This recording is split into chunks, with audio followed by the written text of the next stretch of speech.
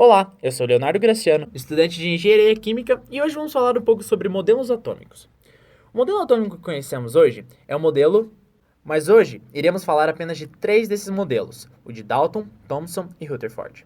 Tudo começou há mais ou menos 2.400 anos atrás, quando filósofos Demócrito e Leucipo estipulavam que todo o universo era proveniente de uma partícula indivisível, o que chamamos de átomos.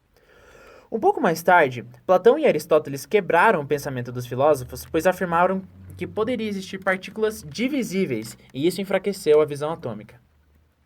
Depois deste período aristotélico, a visão atômica ressurgiu com o britânico John Dalton. Segundo o cientista, toda a matéria é formada de partículas fundamentais, os átomos. Estes não podem ser divididos ou destruídos. O átomo é imutável. Para ele, os compostos químicos são formados pela combinação de um ou mais átomos. Os átomos de mesmo elemento são indispensavelmente iguais em todos os aspectos, enquanto átomos de diferentes elementos possuem suas características únicas. Ou seja, Dalton acreditava que o átomo era maciço, homogêneo, indestrutível, indivisível e de carga elétrica neutra.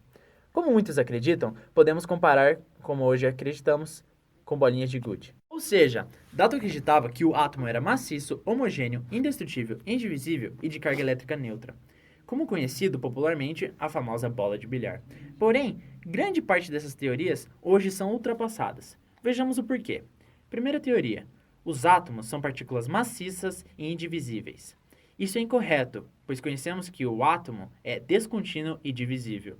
Segunda teoria: os átomos de um mesmo elemento têm massas iguais e os átomos de elementos diferentes possuem massas diferentes. Está incorreto também, devido à existência de isótopos. Todos os átomos de um mesmo elemento não possuem a mesma massa. Continuando na mesma linha de pensamento, temos o cientista britânico Joseph Johnson Thomson, que usou como base o experimento de William Crookes sobre uma ampola em que tinha colocado gases rarefeitos. Esses gases foram colocados a tensões elétricas muito elevadas, e ele havia verificado uma mancha luminosa bem em frente ao cátodo. Essas emissões das manchas foram chamadas de raios catódicos. Joseph Thomson colocou nas ampolas de Crookes placas metálicas no interior que eram carregadas eletricamente. Os gases dentro da ampola foram variando e assim ocorria desvios dos raios catódicos. Porém, esses desvios eram independentes da natureza do metal constituinte, do cátodo e do gás existente no tubo. Isso levou a imaginar que os catódicos eram formados por partículas comuns a todas e qualquer matéria. Ocorria sempre em direção à placa positiva, o que sugeria que os raios catódicos eram formados por partículas negativas. Essas partículas foram chamadas de elétrons.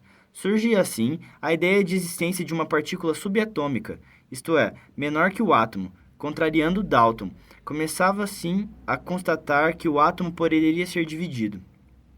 Para explicar esses fenômenos, Thomson propôs um novo modelo atômico, em 1903, formado por uma pasta positiva recheada pelos elétrons de cargas negativa, o que garantia a neutralidade elétrica do modelo atômico. Esse modelo ficou conhecido como pudim de passas. Começava-se então a admitir oficialmente a divisibilidade do átomo. Esse modelo explicava os seguintes fenômenos: eletrização por atrito, entendendo-se que o atrito separava cargas elétricas; corrente elétrica, vista como um fluxo elétrico; formação de íons e descarga elétrica em gases. Uma complementação para o estudo de Thomson foi feita por Eugen Goldstein, que modificou a ampola de raios catódicos e descobriu os chamados raios anódicos. Imaginou-se assim a existência de uma segunda partícula subatômica, o próton, com carga positiva de valor igual ao elétron. Estudos posteriores ao estudo da radioatividade de 1896, complementado por Rutherford, com uma substância radioativa dentro de um bloco de chumbo, colocaram 2 placas, uma de carga positiva e outra negativa. Após o experimento, foi percebido que houve 3 marcas numa placa fotográfica. Ele descobriu 3 tipos de raio: beta, gama e alfa. A radiação beta, que refletiu a direção contrária da placa negativa, foi concluído que a carga da partícula emitida era negativa. A gama, que fez marcas no centro, como não havia desvio, então foi concluído que a radiação era neutra. E por fim, a radiação alfa foi desviada na direção contrária da placa positiva, concluindo que a partícula possuía carga positiva. Em 1910, Rutherford e outros cientistas, a fim de invalidar a teoria do pudim de passas de J.J. Thomson, pegaram o elemento polônio, emissor natural de partículas alfa, e colocaram elas contra uma folha fina de ouro. Porém, partículas daquele tamanho eram invisíveis a olho nu. Então, colocaram uma parede circular atrás da folha com sulfeto de zinco, material fluorescente. Depois disso, Rutherford estava estudando o ângulo de curvatura do choque das partículas alfa contra a folha de ouro. E nas primeiras experiências, estava tudo a favor do modelo de Thomson, já que a maioria das partículas alfa passavam sem se chocar com a folha de ouro.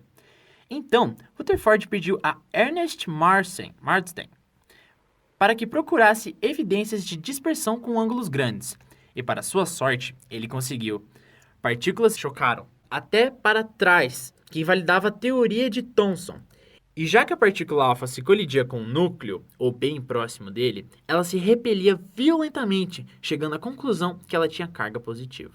Por volta de 1911, Rutherford conseguiu explicar a partir desse experimento que a maior parte da massa do átomo estava em seu núcleo, e que a maior parte do volume total do átomo era, na verdade, um espaço vazio, no qual os elétrons se moviam pelo núcleo. No experimento da dispersão das partículas alfa, a maioria delas não colidiu, porque não achavam o pequeno núcleo do ouro. Sendo assim, passavam pelos espaços vazios. Ocasionalmente, algumas dessas partículas conseguiam entrar entre vizinhanças de núcleos, causando desvios significativos por repulsão da forte carga do núcleo com a partícula alfa, que era menos densa. Estudos experimentais subsequentes levaram à descoberta das partículas que habitavam o núcleo: os prótons e os nêutrons. A primeira foi descoberta por Rutherford em 1919 e a segunda em 1923 por Chadwick. Rutherford, apesar de prever a experiência de partículas grandes e sem carga em seus estudos, não conseguiu comprovar a existência do nêutron. Essa existência só se comprovou com o seu aluno, Chadwick, que se baseou nos estudos da filha do gênero do casal Curie, os quais descobriram um tipo de radiação altamente energética, contudo sem carga, sendo esses estudos decisivos para a descoberta de Chadwick. O casal Curie pesquisou acerca do bombardeio de berílio com partículas alfa. No entanto, Chadwick esclarece a presença do nêutron na situação. Essa descoberta deu um passo extremamente importante no estudo do núcleo atômico, mas como a carga do nêutron é nula, sua interação com campos eletromagnéticos é desprezível. Sendo assim, sua interação com a matéria se dá com a interação entre os núcleos, faz uma peça-chave no quesito de núcleos atômicos. Os dois usos tecnológicos mais conhecidos do nêutron são a bomba atômica e os reatores nucleares, ambos provenientes de fissão nuclear. Esse foi o assunto abordado de hoje, e se gostaram do nosso vídeo, se inscrevam no nosso canal